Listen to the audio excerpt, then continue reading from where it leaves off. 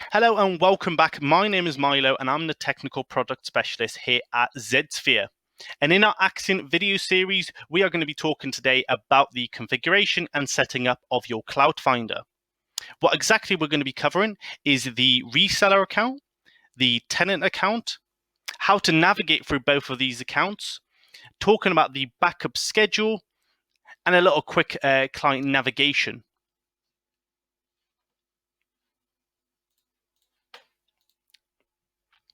So here we are in a reseller account. And as you can see from the dashboard, it tells us what services we're backing up. And at the bottom, it's given us a system statistic on how much data we're actually covering. If we go to the accounts on the left-hand side, we can see we've already got one account here ready to edit. So if we go to the Z testing account, we can see the users that are associated with this tenant account. And then we can see our service that we're backing up. In this case, it's Office 365, and we can have a little rundown of seeing what settings have already been implemented. And at the bottom again, it's going to give you a rundown of that particular tenant and how much data they're backing up. Now I'm going to go into the tenant account. So in the tenant account, we can already see what service we're backing up. So we obviously know it's Office 365.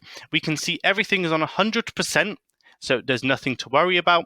In the right widget here, we've got a little rundown of the last 5 backups. And we can see what time they were done and if they were complete or not. We can then check the restores when they were last done and any exports if they have or have not been done. So as you can see, they're very easy to navigate. And if we have a quick chat about the backup schedule. So the backup schedule is randomly chosen by Axcient through their API token. Axcient guarantees 1 backup a day at least, but they do aim for between 2 and 3 backups per day of all the data. In the settings, we can see that the 2 accounts, the 2 users that are associated with this account, and we can choose at the bottom for what service we're backing up, what settings we want to apply as well. So we can see, we can choose what services we want to back up from Office 365. We can choose automatically adding new SharePoint sites and new Office 365 users. And if we just navigate through our tenant account, at the top, we've got the dashboard that we've already seen as well. Underneath, we've got the smart search where we can utilize the smart search feature.